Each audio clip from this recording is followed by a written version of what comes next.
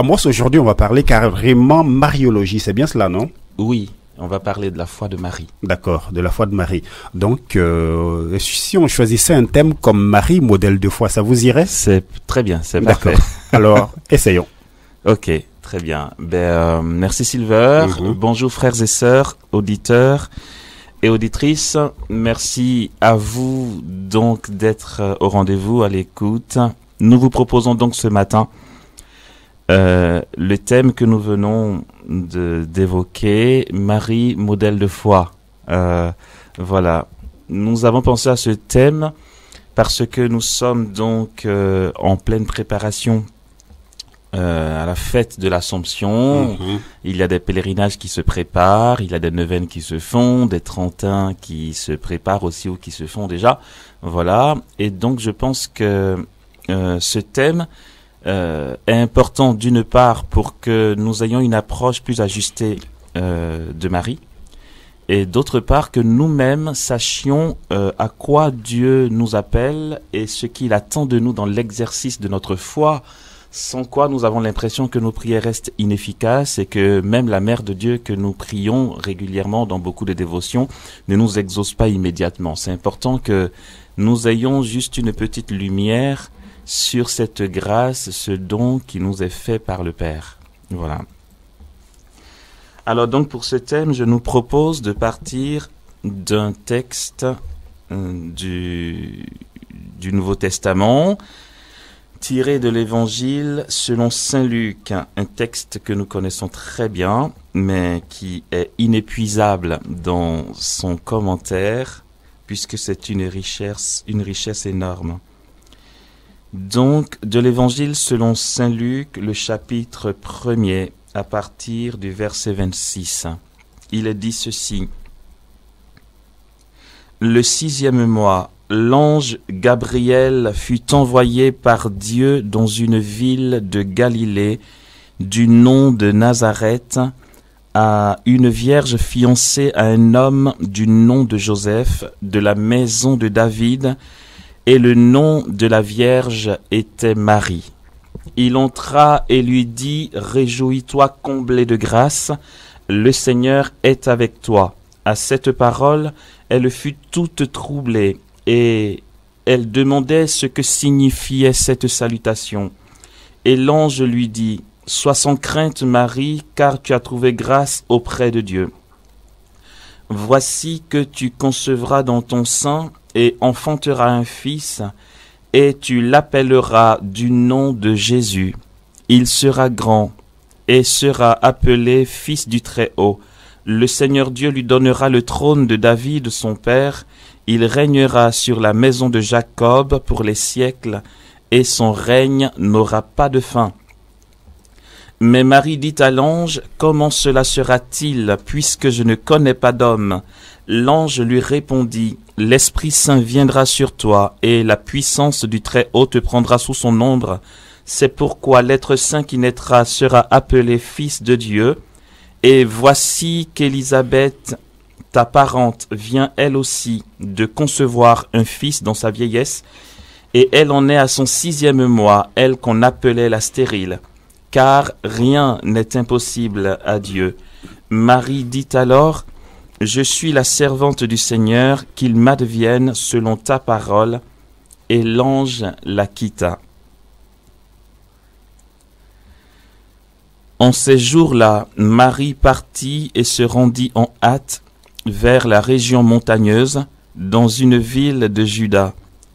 Elle entra chez Zacharie et salua Élisabeth. Et il advint, dès qu'Élisabeth eut entendu la salutation de Marie, que l'enfant tressaillit dans son sein, et Élisabeth fut remplie d'Esprit Saint. Alors elle poussa un grand cri et dit, « Bénie es-tu entre les femmes, et béni le fruit de ton sein, et comment m'est-il donné que vienne à moi la mère de mon Seigneur, car vois-tu, dès l'instant où ta salutation a frappé mes oreilles, l'enfant a tressailli d'allégresse en mon sein. Oui, bienheureuse celle qui a cru en l'accomplissement de ce qui lui a été dit de la part du Seigneur. Amen. Amen. Ce texte est rempli de sens. Il est non seulement rempli de sens, mais comme je le disais avant sa lecture, c'est un texte qui reste inépuisable dans ce que peut nous apporter l'Esprit Saint dans la révélation. Cette femme, cette petite fille de Nazareth, cette fille de 15 ans, puisque la tradition nous apprend que Marie avait 15 ans lorsqu'elle a reçu la visitation, lorsqu'elle a reçu la visite de l'ange Gabriel. Cette fille de 15 ans est pure. Elle est une présence incroyable de Dieu. Elle dit Dieu. Marie est une personne qui dit Dieu dans ce qu'elle est. Son nom est simple, son nom est pur, son nom signifie océan de myrrhe. Ça sent bon, voilà, c'est un parfum c'est une fleur qui répand un parfum tellement agréable. Et cet océan de myrrhe est aussi amer. Il y a ces deux notions dans le nom de Marie. C'est une pureté parfaite, une pureté selon le cœur de Dieu, justement. Elle est révélation divine. Marie, en la voyant, en regardant sa vie, en nous approchant de ce qu'elle est, en regardant de près son intimité avec Dieu, sa vie de prière, sa docilité, son obéissance, dit la réalité divine. Marie est toute abandonnée et toute donnée à Dieu. Elle est modèle de foi. Et c'est cela le thème que nous allons développer ce matin. C'est que Marie nous dit une foi qui déjoue, mais largement, les tendances que peuvent avoir les chrétiens aujourd'hui. Marie est modèle de foi, l'Église nous la donne comme modèle de foi. Marie est celle qui est donnée comme exemple de foi à côté de plusieurs prophètes et saints thaumaturges dans l'histoire de Dieu avec son peuple. On a envie de se demander pourquoi c'est Marie qui est modèle de foi à côté d'un prophète Élie, à côté d'un prophète Élisée, à côté de Moïse qui a opéré des prodiges, à côté d'Abraham, notre père, qui est modèle de foi. Lorsqu'on pense à Isaïe, à Zacharie, tous ces prophètes qui ont eu de grandes visions, quand on pense à des grands mystiques aujourd'hui, c'est vrai, Padre Pio, Jean de la Croix, Thérèse d'Avila, Martin Porres, des saints thaumaturges, des personnes qui ont opéré de grands signes, qui ont biloqué, qui ont lévité. Et Élie a fait tomber le feu du ciel. Pourquoi Marie nous est donnée par l'Église comme modèle de foi au-dessus de toutes ces personnes? C'est très important et très intéressant à savoir, c'est qu'en fait, le royaume des cieux qui nous est donné et la foi qui l'accompagne ne nous est pas donné pour une démonstration de puissance, et ça, les chrétiens s'en rendent malades. Je le dis, et en fait, ce thème, nous l'avons proposé pour que Marie soit celle qui nous conduit vers une attitude plus juste de l'union à Dieu, mais aussi pour que le chrétien bénéficie enfin de son épanouissement en Dieu, de sa joie d'union à Dieu. C'est que la foi n'est pas pour que nous fassions preuve de puissance ou que nous ayons des démonstrations de puissance comme l'on peut en rêver en tant que prédicateur ou simplement membre du renouveau charismatique. Il s'agit pour le chrétien de faire preuve d'obéissance. Une démonstration d'obéissance est l'essentiel dans la vie chrétienne et la vie d'union à Dieu. L'auteur de la lettre aux Hébreux dit ceci. Il dit: la foi est la garantie des biens que l'on espère, la preuve des réalités qu'on ne voit pas. C'est elle qui a valu aux anciens un bon témoignage. La foi est la garantie des biens que l'on espère, la preuve des réalités qu'on ne voit pas. La garantie des biens que l'on espère. La foi est une garantie des réalités que l'on espère, la preuve des choses invisibles. En fait, en donnant cette définition de la foi, l'auteur de la lettre aux Hébreux nous parle de transcendance. Il y a une présence de Dieu dans la vie du chrétien qui est démonstration de la transcendance, de la présence de celui qui est au-delà du temps et de l'espace, Dieu lui-même. Le chrétien, par son baptême, est habité par cette grâce du royaume des cieux, cette présence du royaume des cieux qui est démonstration d'amour de Dieu, démonstration de puissance par l'obéissance de la foi. Nous rêvons tous d'avoir une foi à déplacer les montagnes. Jésus en parle. Il dit, si vous aviez la foi aussi grande qu'une graine de moutarde, vous diriez à cette montagne, déplace-toi, elle se déplacerait.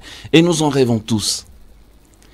Qui ne rêve pas d'avoir des biens autant matériels que spirituels par un claquement de doigts, tellement il aurait la foi.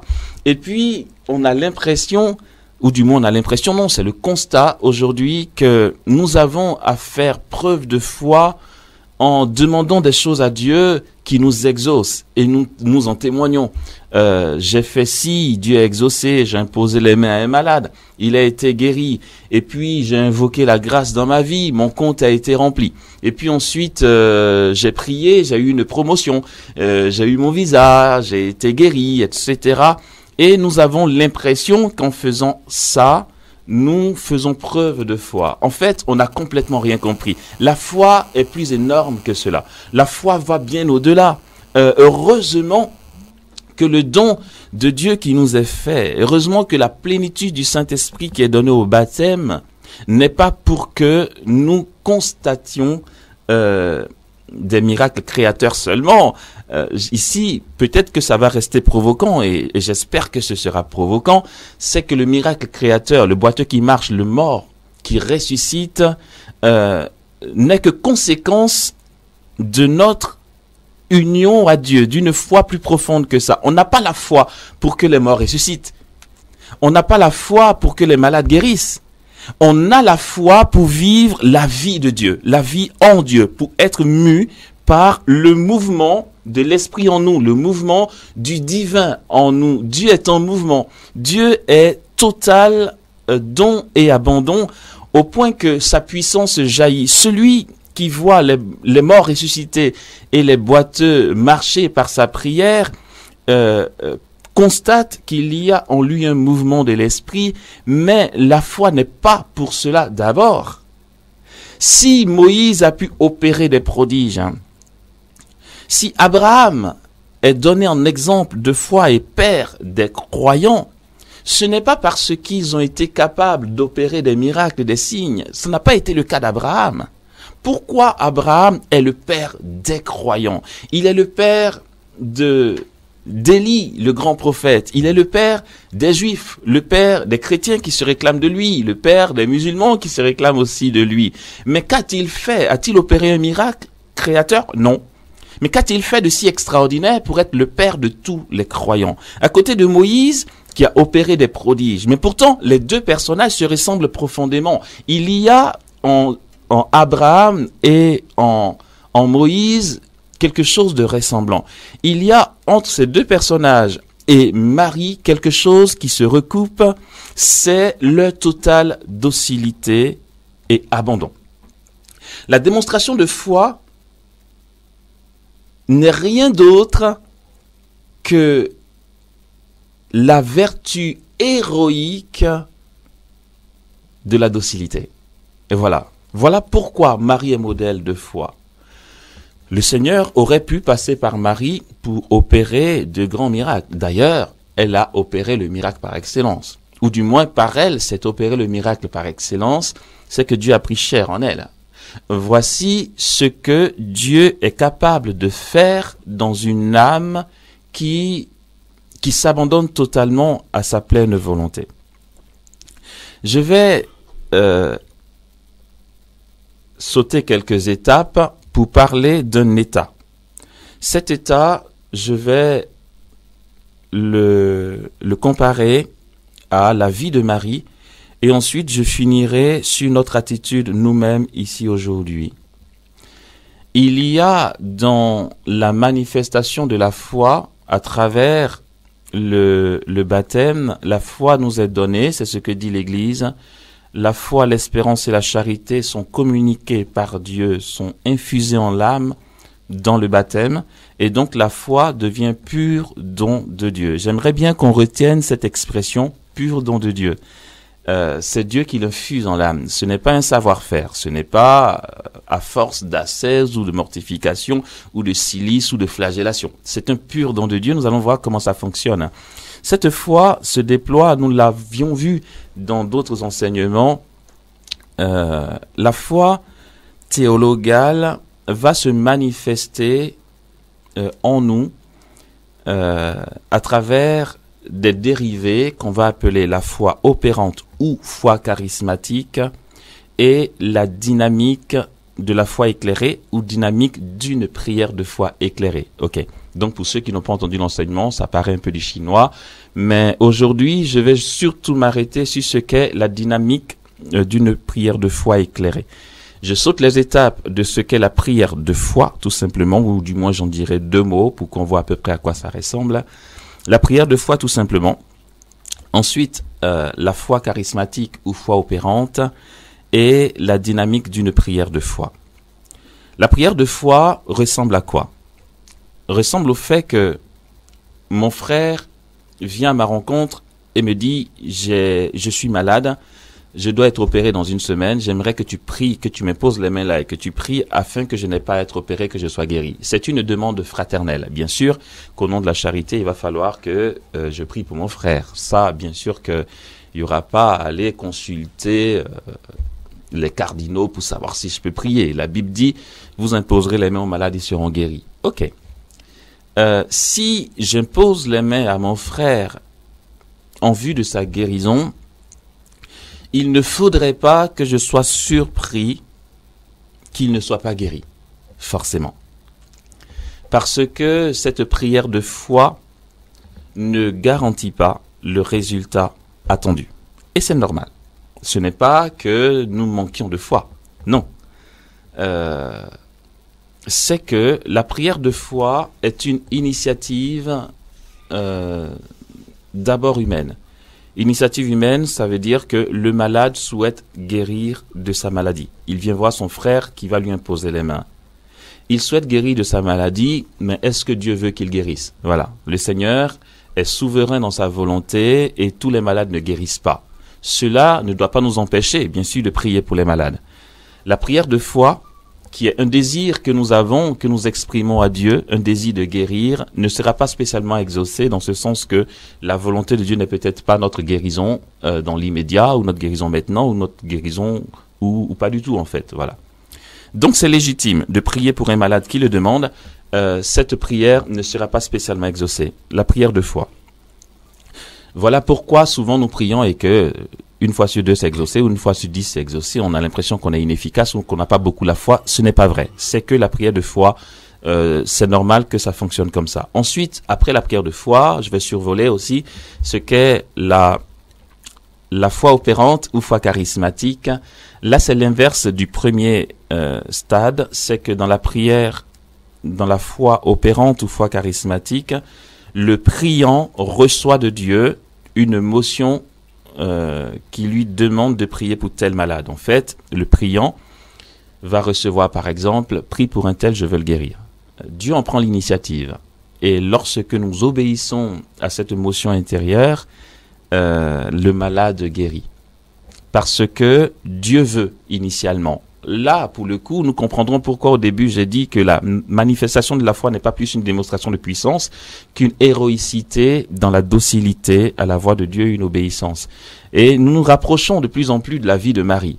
Quand on parle de docilité, d'obéissance, on se rapproche de la vie de Marie. Et nous comprenons comment, de la prière de foi, qui n'est pas spécialement exaucée, nous arrivons à la foi charismatique ou foi opérante, qui requiert une obéissance totale, une docilité aux suggestions de l'Esprit Saint en nous, et le miracle s'opère. Foi opérante. Du coup, le miracle va s'opérer parce que Dieu nous en donne, Dieu en prend l'initiative et nous donne une démarche à suivre. Quand nous obéissons, le miracle se fait. La troisième étape, c'est la dynamique de la prière de foi éclairée. Alors, en fait, le truc, c'est que, après ce que je viens de dire, nous pouvons très bien nous dire, mais en fait, quand on lit les évangiles, ça n'a pas été le cas de Jésus. Jésus n'a pas spécialement attendu d'avoir une motion intérieure pour aller prier pour un malade. D'ailleurs, on voit bien que Jésus ne prend pas beaucoup d'initiatives pour aller vers les malades pour les guérir. C'est les malades qui viennent à lui. Jésus est le modèle parfait de celui qui vit une prière de foi éclairée. Ça veut dire quoi? Marie devient notre modèle de foi parce que justement en Marie et en Jésus, il y a une docilité totale et complète à la volonté divine. C'est l'âme qui est tout abandonnée à la volonté de Dieu. Chaque jour, se rendre disponible à ce que Dieu veut, au point que la volonté du chrétien, la volonté du priant est unie à la volonté de Dieu. Il n'exige plus rien de sa journée. Il n'ose même pas exprimer à Dieu un désir qui risquerait d'aller à l'encontre de la volonté de Dieu. Marie est le modèle par excellence de foi, plus que Abraham, plus que Moïse, plus que Élie, parce que dans les évangiles et dans la vie de Marie, et même dans la tradition de l'Église, à aucun moment, et c'est cela le plus héroïque, à aucun moment, Marie n'a exprimé à Dieu quelque chose qu'elle voudrait elle. Même pas un appartement, même pas un menu spécial, et elle n'a même pas prié pour demander à Dieu de libérer son fils lorsqu'on l'a arrêté. En fait, Marie, dans la Bible et dans la tradition de l'Église, à aucun moment n'a fait preuve de prière de foi, finalement. Hein? Même si c'est légitime de dire à Dieu, je souhaiterais mieux dormir, je dors pas beaucoup. Mais finalement, celui qui est dans cette dynamique-là, dans ce cœur à cœur avec Dieu, dans une union de volonté avec Dieu, n'a de seule volonté que celle de Dieu lui-même. Et si sa volonté correspond à celle de Dieu, il n'a même pas besoin de dire « Seigneur, j'ai des insomnies, guéris-moi », puisqu'il sait au fond de lui, dans la présence de l'Esprit Saint, que ce n'est pas nécessaire. Marie, finalement, est modèle de foi parce que, justement, elle n'a rien fait. Marie était là. Elle était juste là. Attendant d'obéir aux suggestions de Dieu. Et la volonté de Dieu dans sa vie et dans la vie du chrétien va passer autant par des émotions intérieures. Je veux bien croire que Marie en a eu. Pourquoi vous dites suggestion plutôt que ordre de Dieu, par exemple? Ah oui, je dis suggestion de Dieu parce que Dieu ne nous oblige à rien. Voilà. Le Seigneur nous met des motions et nous sommes libres d'y entrer ou pas. Donc, je préfère le mot... Enfin, je préfère, on s'en fout de ce que je préfère, mais ce qui est juste, c'est que ce sont des suggestions de Dieu et on obéit ou pas. C'est pas je dirais pas des ordres, parce que Dieu ne nous punira pas si on n'obéit pas. Elle aurait refusé que Dieu ne serait pas passé par elle, par exemple. Refuser de porter le Messie. Alors, oui, elle aurait pu dire non. Il fallait une libre adhésion de Marie pour que Jésus soit fécondé en elle. Ce n'est pas un ordre que Dieu lui donnait.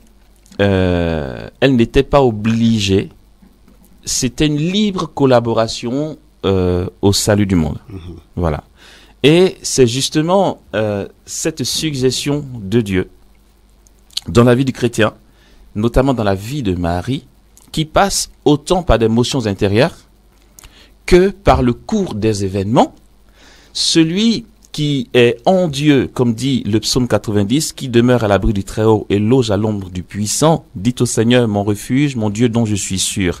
Celui qui n'a que Dieu comme refuge, rempart, bouclier, celui qui s'abandonne entre les mains de Dieu chaque jour et dans une intimité dans la prière, voit les événements de sa vie, de son quotidien, être mené par la providence divine. Tout ce qui lui arrive dans la journée est volonté divine. Les douleurs comme les joies, les épreuves comme les bénédictions.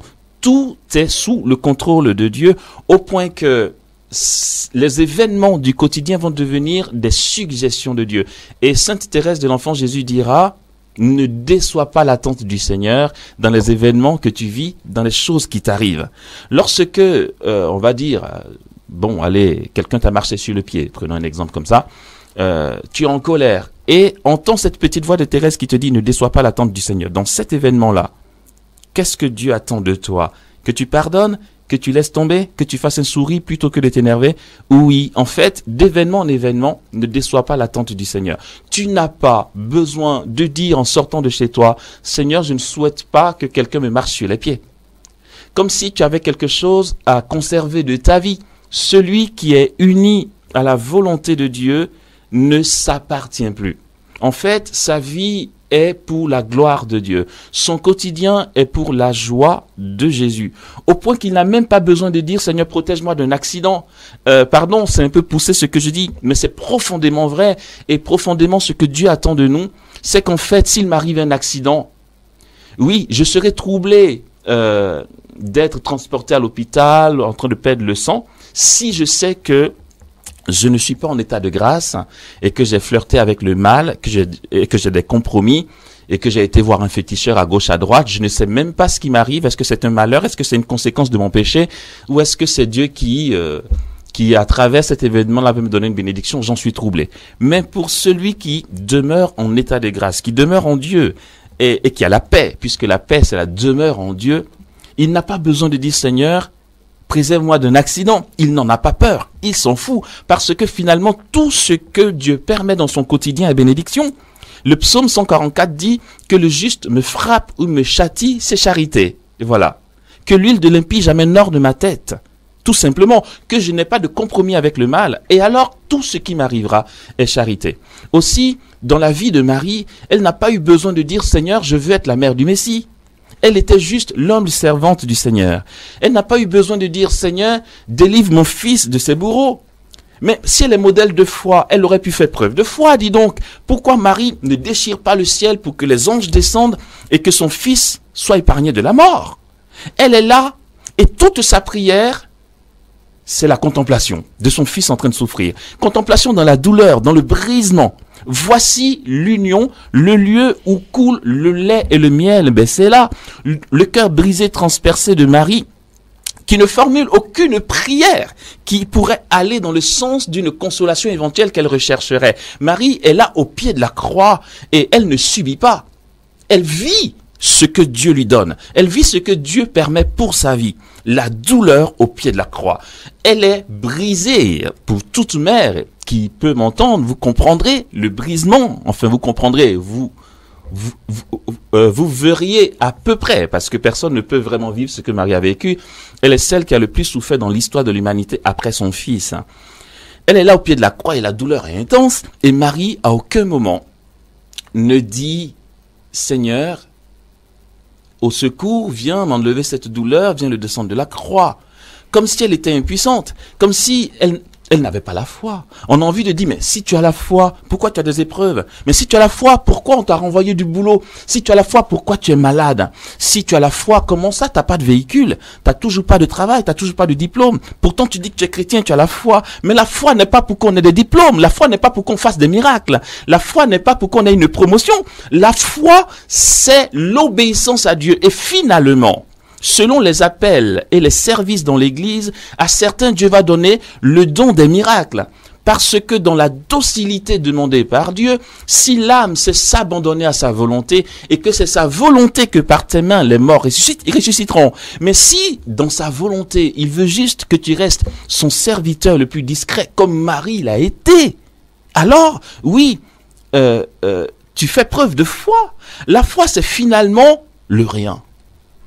Le rien qui viendrait de notre moi propriétaire. La foi, c'est être détaché du moi propriétaire. C'est s'abandonner totalement à ce que Dieu veut et non pas à ce que je veux. La foi peut nous donner d'être témoins d'une vie truffée apparemment que d'échecs. Pourtant, celui qui est dans cet état-là, mais qui a la paix, ça veut dire la demeure en Dieu, ne le voit pas comme un échec. Pourquoi on prie Rita, Sainte patronne des cas impossibles? Pourquoi? Parce que sa vie a été truffée d'échecs apparents. Et elle a trouvé Dieu là-dedans. Elle a fait preuve de foi ainsi. N'allez pas me dire, mais Amos, si tu as la foi, pourquoi tu souffres de dos? Quand tu pars en mission, on voit des malades guérir et toi tu as toujours mal au dos. Mais parce que je n'ai pas la foi pour dire à Dieu ce qu'il faut qu'il fasse de ma vie. J'ai la foi pour obéir à Dieu. Regardons un peu de près en quoi Moïse, qui a fait des prodiges, se rapproche de Marie, puisque la foi de Marie est au-dessus de celle de Moïse. Moïse a opéré des miracles. Par lui, il y a eu les 10 plaies d'Égypte. Il a ouvert la mer Rouge en 2 parts. Mais comment ça s'est fait, Silver? Comment ça s'est fait, frères et sœurs?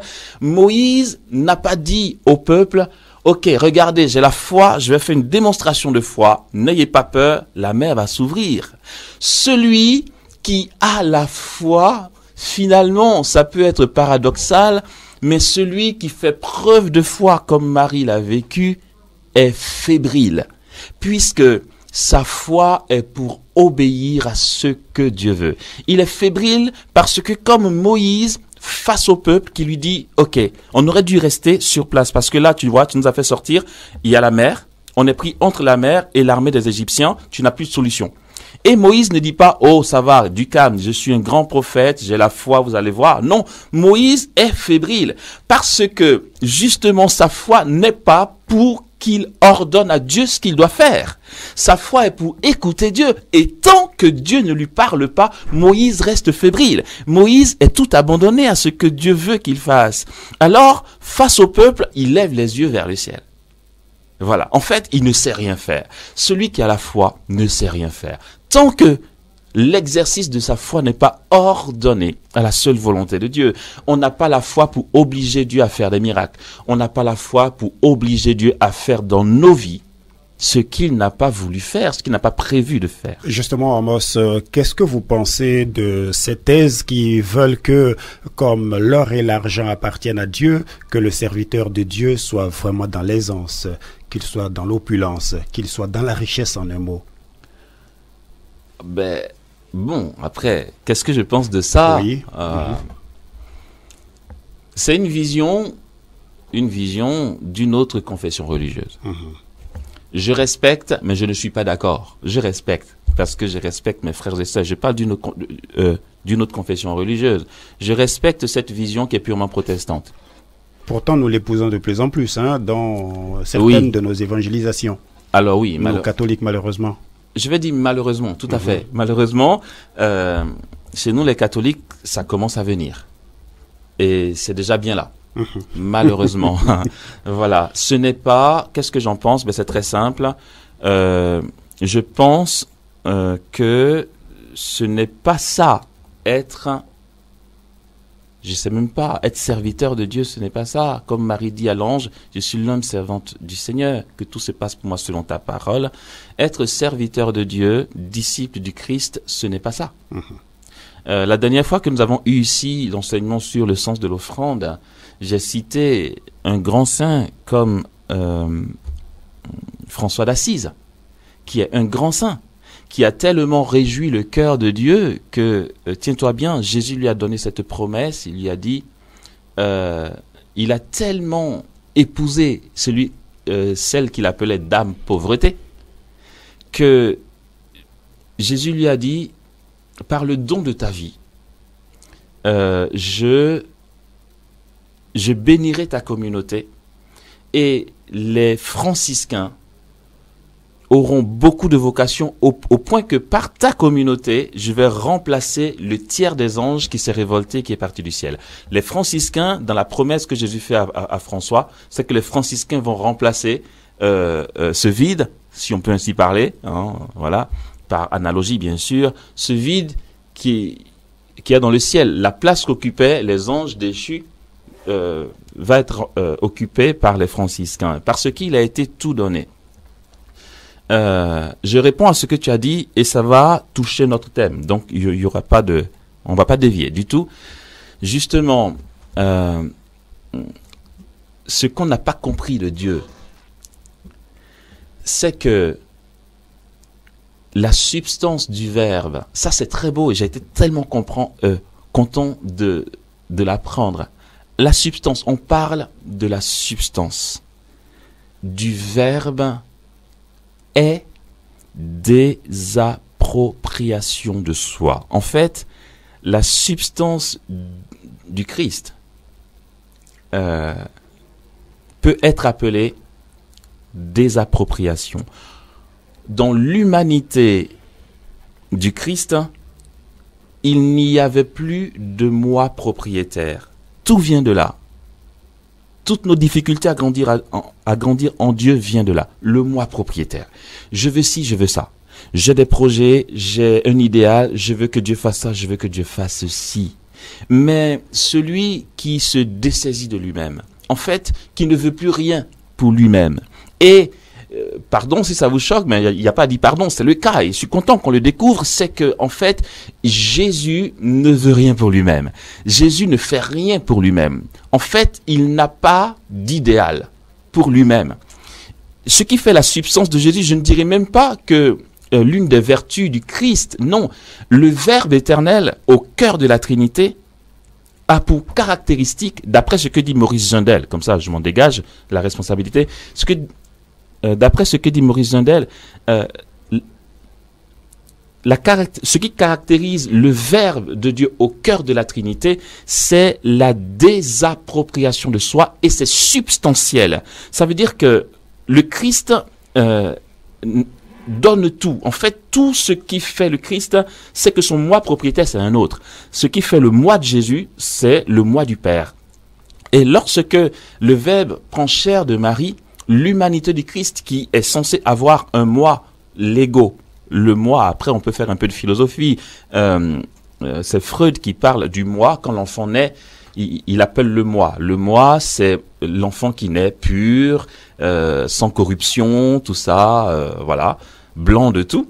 Et il y a le surmoi, c'est l'éducation, le moi adulte et le moi idéal. Ça veut dire, une fois qu'il quitte le cocon familial, il a son idéal, bien sûr, qui peut être influencé par ce que les parents lui ont donné. Mais l'Église va corriger Freud en disant que l'enfant qui naît n'a pas un moi innocent, puisque on va parler d'arbre généalogique, de tout ce qui est hérédité, etc., son caractère, son tempérament. Il n'y a pas de moi pur, d'accord? Ce moi est déjà assez corrompu. Pécheur, ma mère m'a conçu. Ce moi, c'est ce qui m'appartient. C'est mon ego, ce que je veux construire, c'est moi, quoi.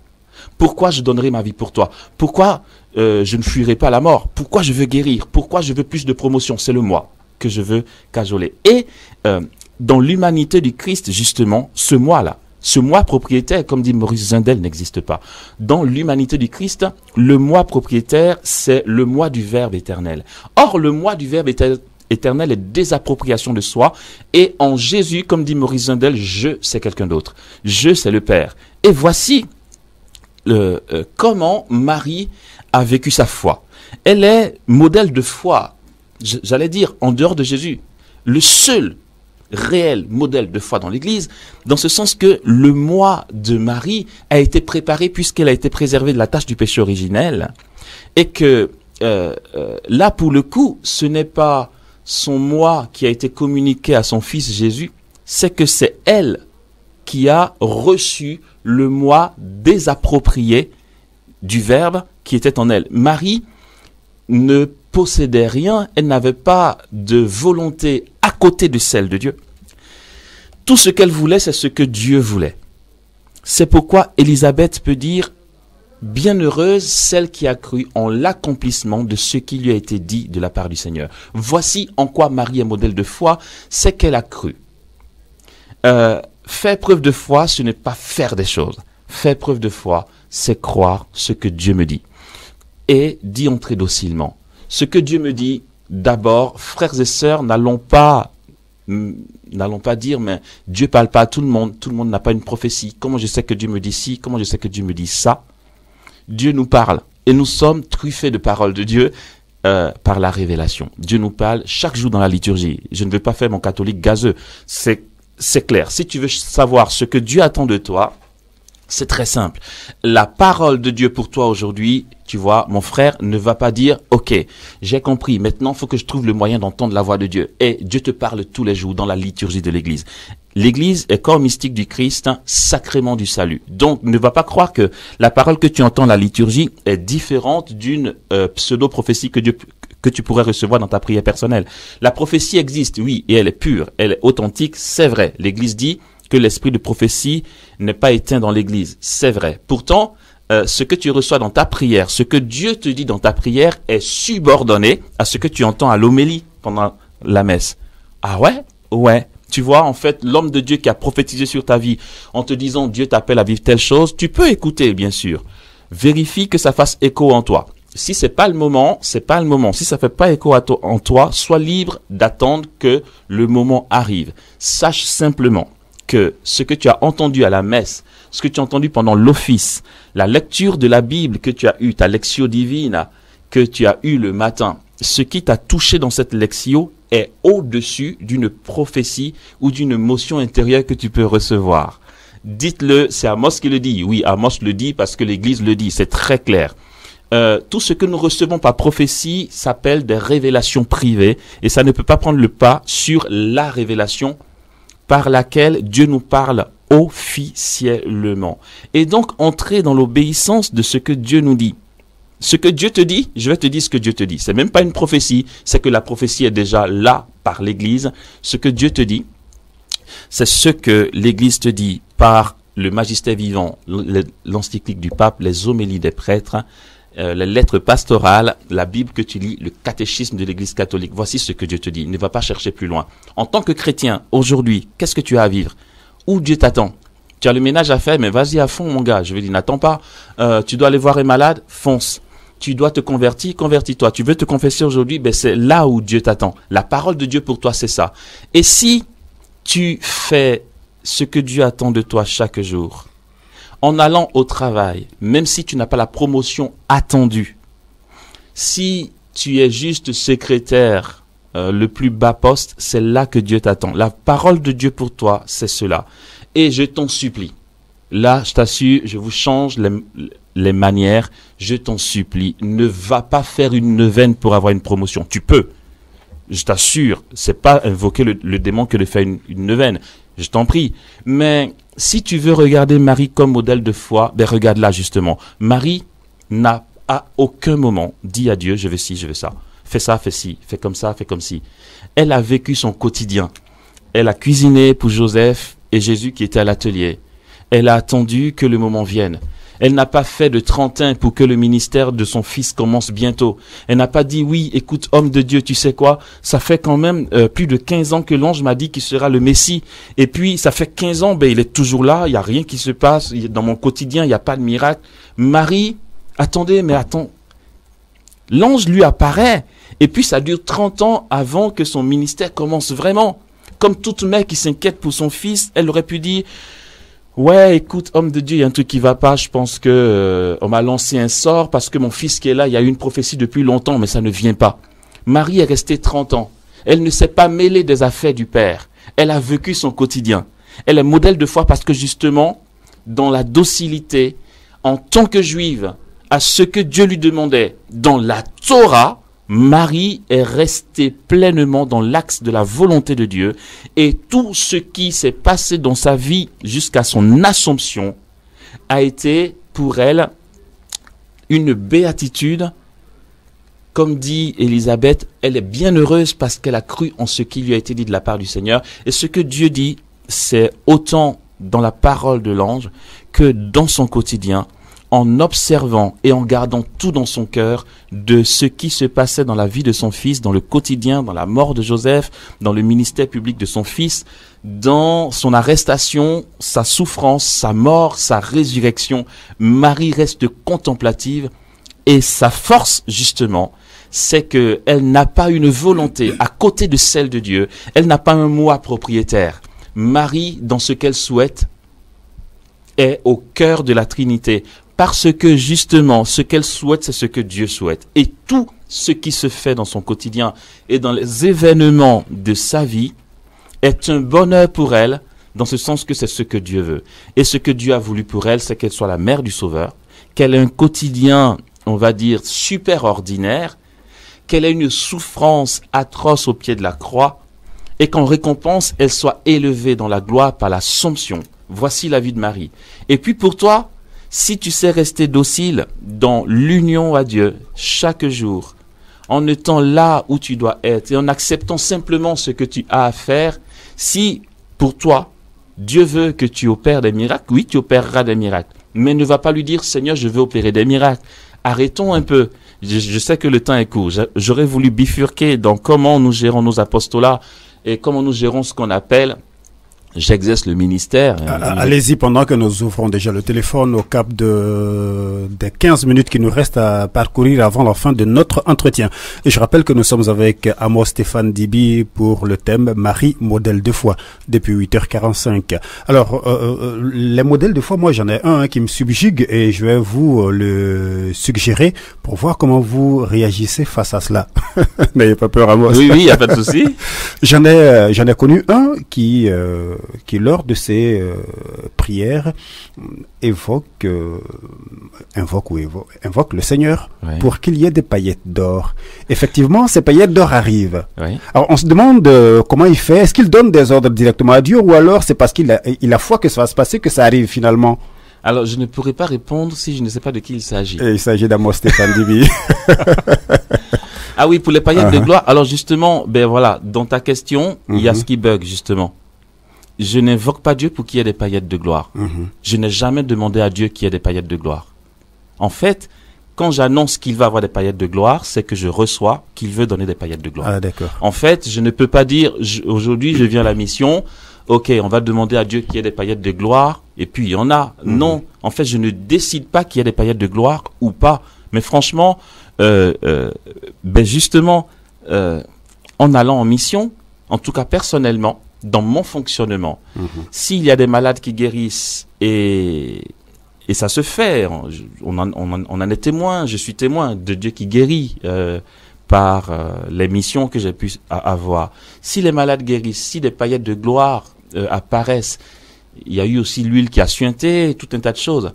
À aucun moment, ou du moins à aucun moment depuis une dizaine d'années, parce que quand j'étais plus jeune, je buguais aussi, comme tout le monde bug. Depuis une bonne dizaine d'années, à aucun moment, je ne dis à Dieu, je veux si pendant cette émission-là. Moi, on m'invite, j'ai un thème, je prépare mon thème, je prie pour confier le thème et que le Seigneur me donne d'être dans de bonnes dispositions. J'y vais, et puis c'est sur place que, bon ça c'est tout un autre thème de comment recevoir la motion prophétique. J'ai fait le vœu, dans mon intimité avec Jésus, j'ai fait le vœu de lui obéir par sa grâce au millimètre près. Du coup, il peut arriver en mission qu'il y ait des gestes hors du commun. On va dire, Amos se couche par terre, il touche le sol, etc. J'ai fait le vœu de dire, j'ai fait le vœu à Jésus de lui obéir. Même si c'est des gestes qui paraissent ridicules, je veux bien me ridiculiser pour lui. Et je reste obéissant au millimètre près. Dès que ces moments-là arrivent et que je sens que je vais poser un geste qui sort de l'ordinaire, intérieurement, je dis Jésus, ok, il n'y a pas de souci, je ferai. Dis-moi ce que tu veux et je le fais. Dans cette obéissance-là, je reçois qu'il veut manifester des paillettes de gloire. Moi, j'obéis. Je ne sais pas spécialement pourquoi. J'obéis. Et ça se fait. Ok? Si nous voulons, en fait, si je voulais dire à Dieu ce que j'aimerais qu'il fasse dans mes prières, je pense que j'aurais pas été autant comblé de ce qu'il fait. À Créteil, on a eu une école de prière et pendant cette école de prière, justement, on a parlé de la foi aussi. C'était une école de prière, c'était pas un temps d'évangélisation, mais vu que c'était donc le 11 février, journée mondiale pour les malades, Notre-Dame de Lourdes, on a prévu un temps de prière à la fin pour les malades. Et au moment de la prière, moi j'obéis. Jésus dit, désolé, ça choque pas mal de gens, je comprends que ça vous choque, j'y peux rien, enfin moi je reste libre. Jésus dit, en fait, je fais reposer sur toi la grâce de guérison, si quelqu'un te touche, il guérit. Alors je dis aux gens, si quelqu'un veut guérir, il n'a qu'à me toucher. Non, c'est génial parce qu'en fait, c'est pas le truc que je fabrique. Je ne me dis pas en arrivant pour l'école de prière, faut que ça se passe comme ça. En fait, je m'en fous. Si Jésus dit, écoute, tu parles et tu dégages, les gens seront déçus qu'il n'y ait eu aucun signe. Je suis prêt. En fait, Jésus, je fais ce que tu veux, tu vois. Donc, je suis prêt à ce que ça se passe pas apparemment de manière éclatante. Bref, j'arrive et puis donc Jésus dit ça. Donc je le dis. Là, il y avait une dame, il y a eu beaucoup de guérisons à la suite de ça, justement. Mais entre autres, une dame qui a fait un accident il y a 30 ans. De la cathédrale de Créteil, justement. Elle appartient à la cathédrale, c'était la cathédrale de Créteil. Tout le monde la connaît. On la porte pour marcher. On la porte et celui qui donne la communion vient vers elle pour la faire communier parce qu'elle ne peut pas. On la connaît sur la paroisse depuis longtemps. On sait qu'elle ne marche pas. Elle a fait un accident il y a longtemps. Cette dame-là, clopin, on l'accompagne. Elle pose le geste que tout le monde pose. Et puis pouf, l'assemblée se met à hurler. Des dames pleurent, je regarde. Elle est complètement guérie. Après vous avoir simplement touché. Hein? Touché. Wow. Juste touchée, elle est guérie. Elle marche dans la cathédrale, elle fait le tour de l'autel. Et c'est l'émotion. Mais je suis le premier, je suis là, dit purée, mais comment Jésus fait ça? Je veux dire... Et voilà, en fait, là, j'ai pas l'impression que c'est moi. J'ai fait quoi? J'ai rien fait. J'ai obéi. L'obéissance. Et justement, Moïse va lever les yeux au ciel et va obéir à ce que Dieu dit. La foi, c'est cela. La foi, c'est pas vous dire, je suis capable de prier pour avoir une Ferrari demain, pour vous dire, je suis un homme de Dieu, j'ai une Ferrari. Non, est-ce que j'ai besoin d'avoir une Ferrari? Est-ce que dans ce que Dieu me suggère, il me suggérera d'avoir une Ferrari? Est-ce que c'est sa volonté? Et puis je m'en fous que ce soit sa volonté ou pas, qu'il me donne la grâce d'avoir ma joie, d'être dans ce qu'il veut, dans ce dans quoi il veut que je sois. C'est tout, en fait, voilà.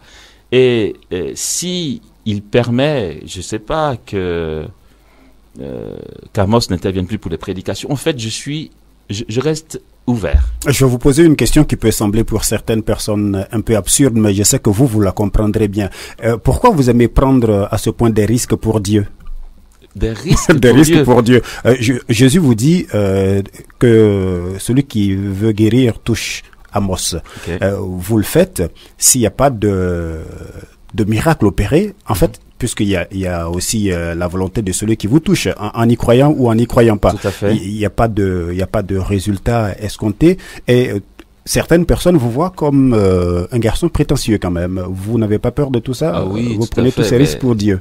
Oui, enfin, alors, ce qu'on va penser, je m'en fous. Mais vraiment royalement. Oui. Après, j'irai pas provoquer. Je vais dire ce que je fais, je crois que je l'ai reçu. Oui. Je ne vais pas, au nom de ce que l'on peut penser de moi, ne pas entrer dans l'obéissance de ce que je crois avoir reçu. Je fais attention à mes expressions. Je peux savoir que je l'ai reçu seulement dans le résultat, pas avant. Peut-être que je me suis complètement laissé tromper par mon imagination, mais avec le parcours qu'on a dans la mission, on finit par grandir, et dans la vie de prière et d'oraison aussi, on finit par grandir dans une conviction intérieure que c'est le Seigneur qui suggère. Et même si c'est le cas, j'attends toujours le résultat pour déduire que c'est Dieu qui m'avait dit, parce que ça, je peux pas le faire de moi-même. Je veux dire, une personne qui est incapable de marcher depuis 30 ans, qui marche juste à la seconde près, mais instantanément après avoir touché, ça, je ne peux pas le faire. Franchement, c'est impossible. Et donc, oui, je le fais, en sachant aussi que les gens peuvent toucher et puis il n'y a rien qui se passe. On va dire, ouais, il a dit qu'on le toucherait, on guérirait, on n'est pas guéri. Ça aussi, en fait, finalement, l'audace l'audace, contrairement à ce qu'on peut penser, l'audace est un acte d'humilité finalement. L'audace, ce n'est pas de l'orgueil. Être audacieux, c'est accepter d'ores et déjà que ça peut ne pas marcher, mais j'accepte l'humiliation qui peut suivre si ça ne marche pas. Donc foncer, c'est se livrer à un résultat qui peut être contraire à ce qu'on croyait être ce qui adviendrait. J'aimerais juste que nous retenions ceci, parce que c'est un thème très vaste, j'ai juste fait cas d'une partie de ce thème. Ce qu'il faut que nous retenions, c'est qu'en fait, la foi finalement ne nous est pas donnée pour que nous ayons tout ce que nous voudrions. Ce n'est pas une baguette magique, ce n'est pas une potion magique pour faire ce que l'on veut, comme peut le faire un magicien. La foi se déploie davantage dans nos vies et nous sanctifie lorsque nous nous abandonnons entre les mains de Dieu. Et plus nous serons détachés de nous-mêmes, nous vivrons cette désappropriation de nous-mêmes pour nous laisser entre les mains de Dieu, et plus sa grâce agira en nous. Aussi, les miracles qui pourront s'opérer pour nous ou pour notre entourage ou par notre vie seront simplement indicibles et surprenants. Comme je l'ai dit, Marie, qui est notre modèle de foi, n'a pas eu besoin d'imposer les mains à un malade pour qu'il guérisse, n'a pas ressuscité de mort, mais par elle s'est opérée la plus grande merveille de l'histoire de l'humanité. Dieu a pris chair par sa vie, et pour que ce que Dieu fait par nous soit aussi éclatant, il nous faut simplement accueillir docilement chaque jour ce que Dieu permet pour nous. Ça s'appelle, et comme elle le dit elle-même, Marie à Medjugorje, tout accepter par amour et dans l'action de grâce chaque jour.